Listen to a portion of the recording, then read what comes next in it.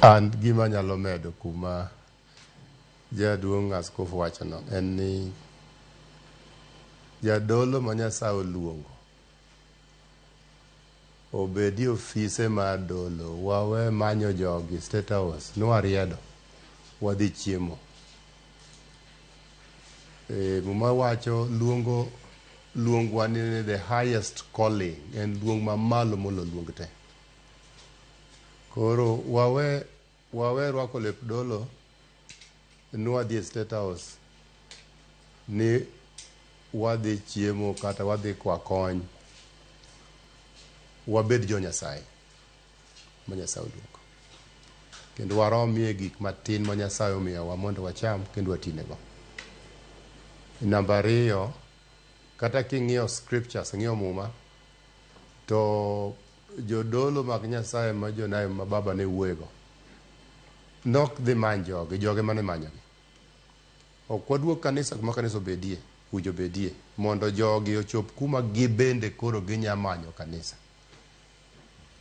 Koro ka pod wadhi ni wan ma wadhi to agenda ni mana kucho, wan wonge agenda.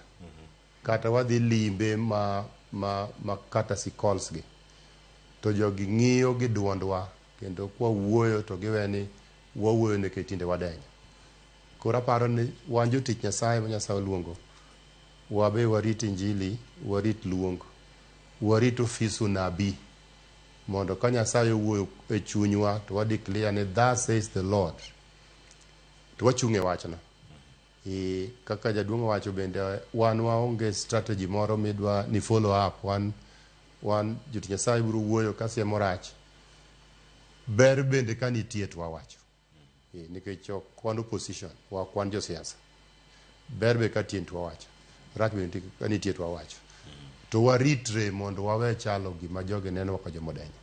To Bishop, mano bende osenjawo dolo gi duond kanisa e pachoka.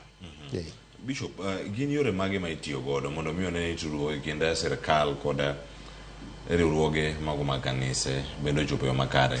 Nikech ok aparo ka en riwruoge mag kanise kende mantiere karka. Kiwacho ni kanisa otudre yo makare gi sirkal, oyo. Sirkal onego bed ni chwalo chenro mage mag dongruok ne jopiny. Kanisa se kuom rem timo mano. Ka dipo ni nitiere